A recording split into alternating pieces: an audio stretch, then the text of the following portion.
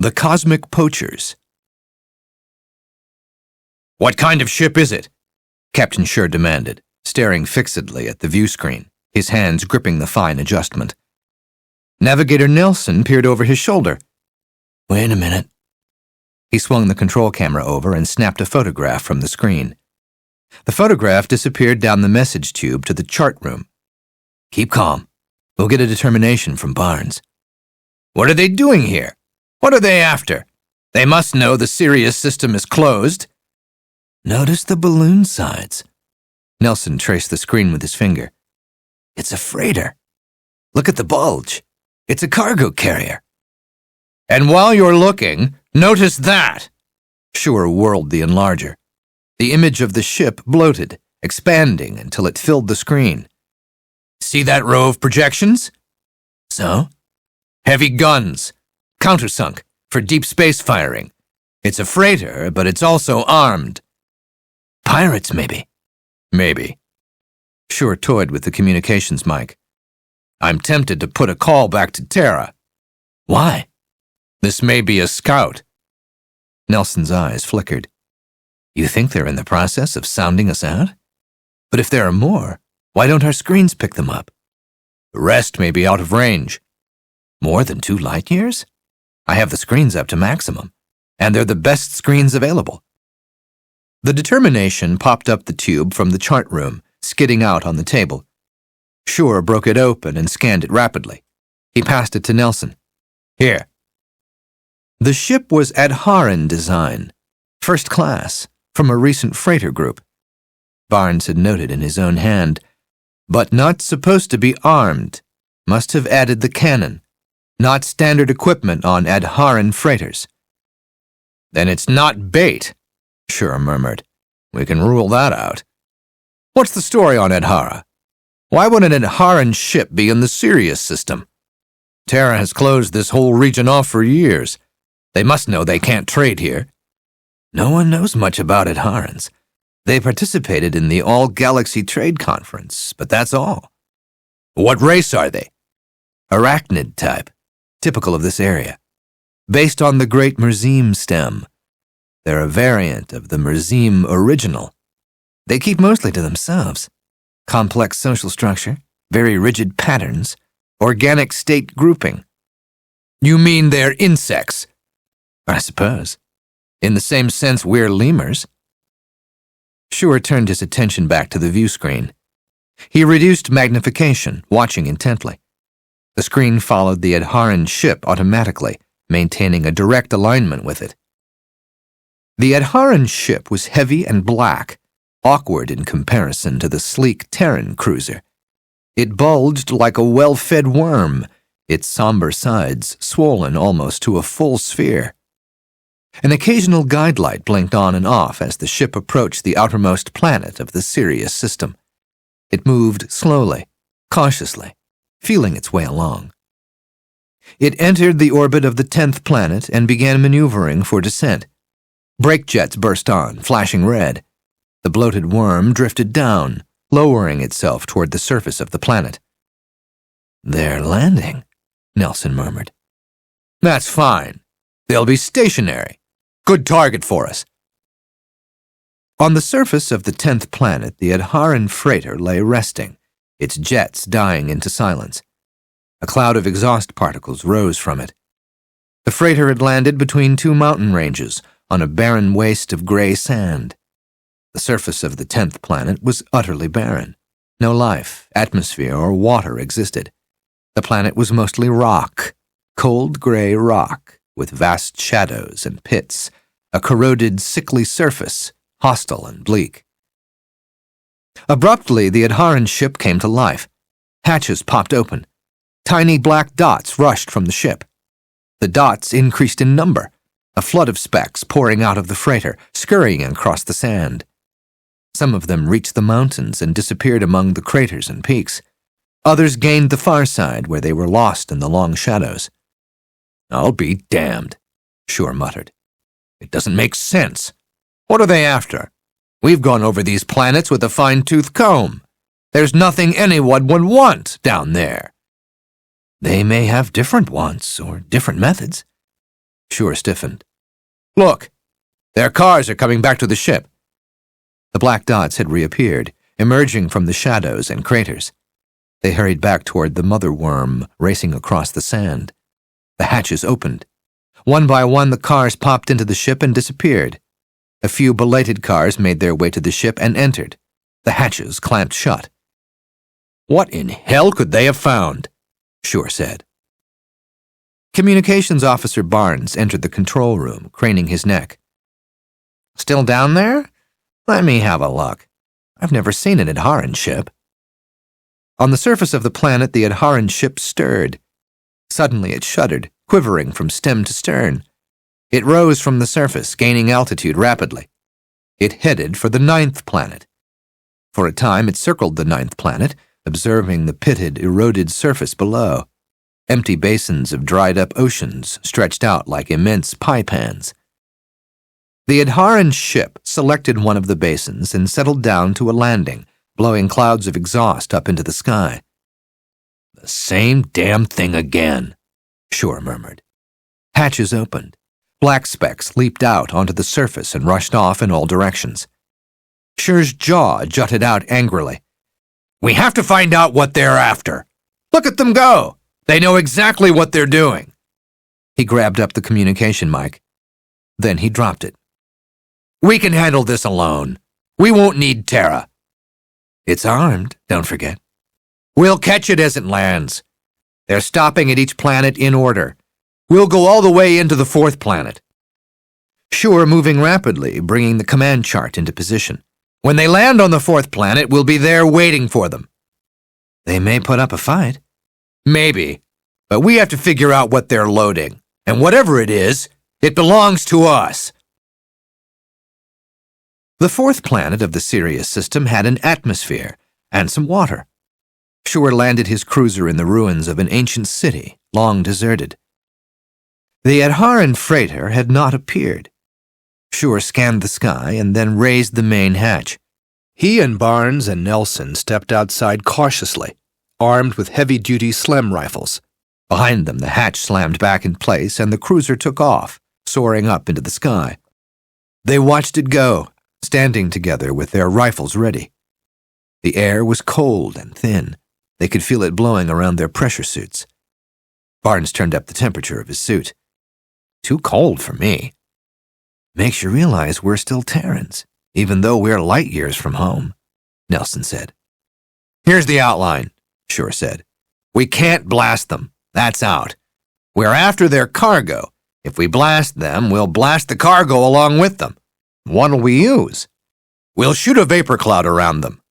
A vapor cloud? But, Captain, Nelson said, we can't use a vapor cloud. We won't be able to get near them until the vapor has become inert. There's wind. The vapor will dissipate very quickly. Anyhow, it's all we can do. We'll have to take the chance. As soon as the Adharan is sighted, we must be ready to open fire. What if the cloud misses? Then we're in for a fight. Sure studied the sky intently. I think it's coming. Let's go. They hurried to a hill of piled-up rocks, remains of columns and towers heaped in great mounds, mixed with debris and rubble. This will do. Sure crouched down, his SLEM rifle held tightly. Here they come. The Adharan ship had appeared above them. It was preparing to land. Down it settled, its jets roaring, exhaust particles rising. With a crash, it struck the ground, bouncing a little and finally coming to rest. Sure gripped his phone. Okay. Above them in the sky, the cruiser appeared, sweeping down over the Adharan. From the cruiser, a blue-white cloud shot, drilled out by pressure jets directly at the black Adharan ship. The cloud reached the parked freighter. It billowed around it, fusing into it. The surface of the Adharan hull glowed briefly. It began to fall in, eaten away, corroded. The Terran cruiser swept past, completing its run. It disappeared into the sky. From the Adharan ship, figures were emerging, jumping out onto the ground. The figures sprang in all directions, long-legged, leaping wildly around. Most of the figures hopped excitedly up onto their ship, dragging hoses and equipment, working frantically, disappearing into the vapor cloud. "They're spraying." More Adharans appeared, leaping frantically up and down, onto their ship, onto the ground, some this way, others in no particular direction at all. "Like when you step on an anthill," Barnes murmured. The hull of the Adharan ship was covered with clinging Adharans, spraying desperately, trying to halt the corrosive action of the vapor. Above them, the Terran cruiser reappeared, entering a second run. It grew, swelling from a dot into a tear-shaped needle flashing in the sunlight from Sirius. The freighter's bank of guns jutted up desperately, trying to align themselves with the swiftly moving cruiser. "Bomb close by," Schur ordered into his phone. "But no direct hits. I want to save the cargo." The cruiser's bomb racks opened. 2 bombs fell, singing down in an expert arc. They straddled the inert freighter, bursting on both sides. Towering clouds of rock and debris rose up, billowing over the freighter. The black form shuddered, Adharans sliding off the hull onto the ground. The bank of guns fired a few futile blasts, and the cruiser swept past and disappeared. "They haven't got a chance," Nelson murmured. "They can't leave the ground until they've got their hull sprayed." Most of the Adharans were beginning to flee from their ship, scattering onto the ground. "It's almost over," Schur said. He got to his feet and stepped out from the ruins. "Let's go." A white flare burst up from the Adharans, showering sparks in the sky. The Adharans milled aimlessly around, confused by the attack. The cloud of vapor had virtually dissipated. The flare was the conventional signal of capitulation. The cruiser was circling again, above the freighter, waiting for orders from Schur. "Look at them," Barnes said. "Insects. Big as people." "Come on," Schur said impatiently. "Let's go. I'm anxious to see what's inside." The Adharan commander met them outside its ship. It moved toward them, apparently dazed from the attack. Nelson and Schur and Barnes gazed at it in revulsion. "Lord," Barnes muttered. "So that's what they're like." The Adharan stood almost 5 feet tall, enclosed in a black chitin shell. It stood on 4 slender legs, 2 more weaving uncertainly halfway up its body. It wore a loose belt, holding its gun and equipment. Its eyes were complex, multi-lensed.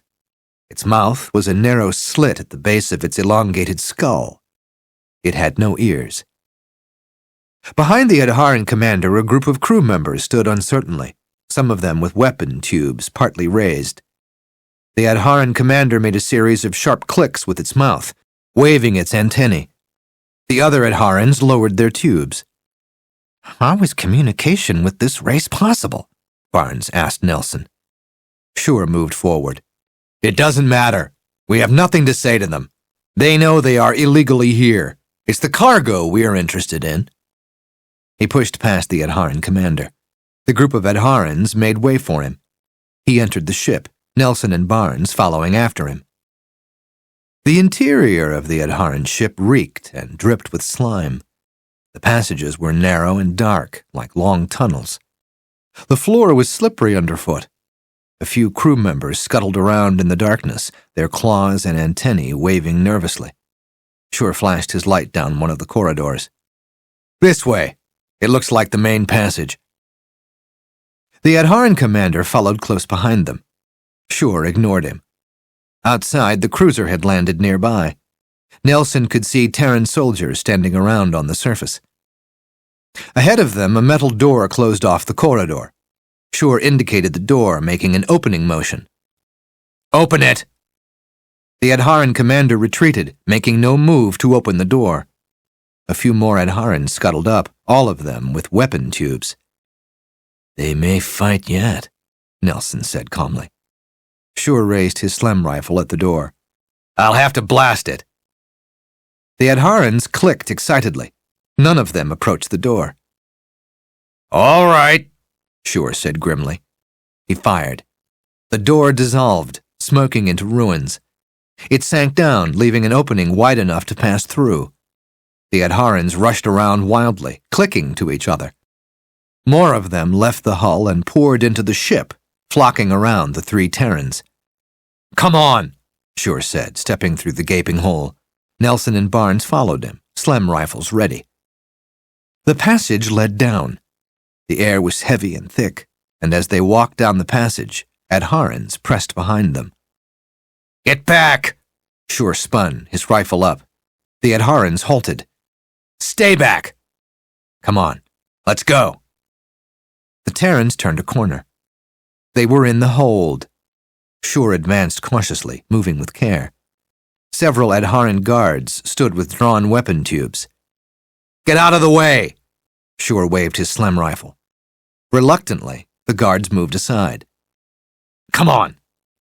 The guards separated. Shore advanced. And stopped, amazed. Before them was the cargo of the ship. The hold was half filled with carefully stacked orbs of milky fire, giant jewels like immense pearls. Thousands of them, as far back as they could see, disappearing back into the recesses of the ship, endless stacks of them, all glowing with a soft radiance, an inner illumination that lit up the vast hold of the ship. "Incredible," Shore muttered. "No wonder they were willing to slip in here without permission." Barnes took a deep breath, his eyes wide. "I think I'd do the same. Look at them." "Big, aren't they?" Nelson said. They glanced at each other. "I've never seen anything like it," Shore said, dazed. The Adharan guards were watching them warily, their weapon tubes ready. Shore advanced toward the first row of jewels, stacked neatly with mathematical precision. "It doesn't seem possible. Jewels piled up like a warehouse full of doorknobs." "They may have belonged to the Adharans at one time," Nelson said thoughtfully. "Maybe they were stolen by the city builders of the Sirius system. Now they're getting them back." "Interesting," Barnes said. "Might explain why the Adharans found them so easily. Perhaps charts or maps existed." Shore grunted. "In any case, they're ours now. Everything in the Sirius system belongs to Terra. It's all been signed, sealed, and agreed on." "But if these were originally stolen from the Adharans, they shouldn't have agreed to the closed system treaties. They have their own systems. This belongs to Terra." Shore reached up toward one of the jewels. "I wonder how it feels." "Careful, Captain. It may be radioactive." Shore touched one of the jewels. The Adharans grabbed him, throwing him back. Shore struggled. An Adharan caught hold of his Slem rifle and twisted it out of his hands. Barnes fired. A group of Adharans puffed out of existence. Nelson was down on one knee, firing at the passage entrance. The passage was choked with Adharans. Some were firing back. Thin heat beams cut over Nelson's head. "They can't get us," Barnes gasped. "They're afraid to fire, because of the jewels." The Adharans were retreating into the passage, away from the hold. Those with weapons were being ordered back by the commander. Shore snatched Nelson's rifle and blasted a knot of Adharans into particles. The Adharans were closing the passage. They rolled heavy emergency plates into position and welded them rapidly into place. "Burn a hole," Shore barked. He turned his gun on the wall of the ship. "They're trying to seal us in here."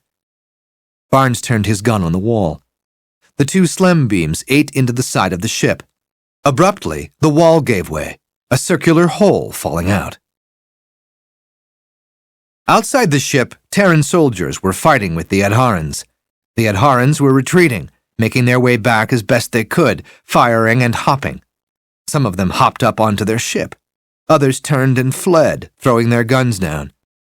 They milled about in helpless confusion, running and leaping in all directions, clicking wildly. The parked cruiser glowed into life, its heavy guns lowering into position. "Don't fire," Shore ordered through his phone. "Leave their ship alone. It isn't necessary." "They're finished," Nelson gasped, jumping onto the ground. Shore and Barnes leaped after him, out of the Adharan ship onto the surface. "They don't have a chance. They don't know how to fight." Shore waved a group of Terran soldiers over to him. "Over here! Hurry up, damn it!" Milky jewels were spilling out of the ship onto the ground, rolling and bouncing through the hole. Part of the containing struts had been blasted away. Stacks of jewels cascaded down and rolled around their feet, getting in their way. Barnes scooped one up. It burned his gloved hand faintly, tingling his fingers. He held it to the light. The globe was opaque. Vague shapes swam in the milky fire, drifting back and forth. The globe pulsed and glowed as if it were alive. Nelson grinned at him. Really something, isn't it? Lovely. Barnes picked up another. On the hull of the ship, an Adharan fired down at him futilely. Look at them all. There must be thousands of them. We'll get one of our merchant ships here and have them loaded up, Shore said. I won't feel safe until they're on their way back to Terra. Most of the fighting had ceased. The remaining Adharans were being rounded up by the Terran soldiers. What about them? Nelson said. Shore didn't answer. He was examining one of the jewels, turning it over and over. Look at it, he murmured. Brings out different colors each way you hold it. Did you ever see anything like it? The big Terran freighter bumped to a landing. Its loading hatches dropped down. Jitney cars rumbled out, a fleet of stubby trucks. The jitney cars crossed to the Adharan ship. Ramps dropped into place as robot scoops prepared to go to work. Shovel them up! Sylvanus Fry rambled, crossing over to Captain Shore. The manager of Terran Enterprises wiped his forehead with a red handkerchief. Astonishing haul, Captain! Quite a find! He put out his moist palm, and they shook. I can't understand how we could have missed them, Shore said. The Adharans walked in and picked them up. We watched them going from one planet to the next like some sort of honeybee. I don't know why our own teams didn't find them. Fry shrugged. What does it matter? He examined one of the jewels, tossing it up in the air and catching it. I imagine every woman on Terra will have one of these around her neck, or will want one of these around her neck. In 6 months they won't know how they ever lived without them. That's the way people are, Captain. He put the globe into his briefcase, snapping it shut. I think I'll take one home to my own wife. The Adharan commander was brought over by a Terran soldier. He was silent, clicking nothing. The surviving Adharans had been stripped of their weapons and allowed to resume work on their ship. They had got the hull patched and most of the corrosion repaired. We're letting you go, Shore said to the Adharan commander. We could try you as pirates and shoot you, but there wouldn't be much point in it. Better tell your government to stay out of the Sirius system from now on. He can't understand you, Barnes said mildly. I know. This is a formality. He gets the general idea, though. The Adharan commander stood silently, waiting. That's all. Shore waved impatiently toward the Adharan ship. Go on. Take off. Clear out of here. And don't come back. The soldier released the Adharan. The Adharan made his way slowly back to his ship. He disappeared through the hatch. The Adharans working on the hull of the ship gathered up their equipment and followed their commander inside. The hatches closed. The Adharan ship shuddered as its jets roared into life. Awkwardly, it lifted from the surface, rising up into the sky. It turned, heading toward outer space. Shore watched it until it was gone. That's that. He and Fry walked rapidly toward the cruiser. You think these jewels will attract some attention on Terra? Of course. Is there any doubt? No. Shore was deep in thought. They got to only 5 of the 10 planets. There should be more on the remaining inner planets. After this load gets back to Terra, we can begin work on the inner planets. If the Adharans found them, we should be able to. Fry's eyes glittered behind his glasses. Fine. I didn't realize there would be more. There are. Shore frowned, rubbing his jaw. At least, there ought to be. What's wrong? I can't understand why we never found them. Fry clapped him on the back. Don't worry. Shore nodded, still deep in thought. But I can't understand why we never found them ourselves. Do you think it means anything? The Adharan commander sat at his control screen, adjusting his communication circuits. The check base on the second planet of the Adharan system came into focus. The commander raised the sound cone to his neck. Bad luck! What occurred? Terrans attacked us and seized the balance of our cargo. How much was still aboard? Half. We had been to only 5 of the planets. That's unfortunate. They took the load to Terra? I presume. Silence for a time. How warm is Terra? Fairly warm, I understand. Maybe it will work out all right. We didn't contemplate any hatching on Terra, but if... I don't like the idea of Terrans having a good part of our next generation. I'm sorry we hadn't gotten farther in the distribution.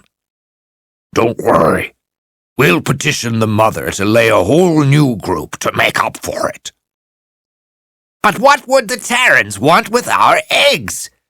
Nothing but trouble will come when hatching begins. I can't understand them. Terran minds are beyond comprehension. I shudder to think what it will be like when the eggs hatch. And on a humid planet, hatching should begin fairly soon.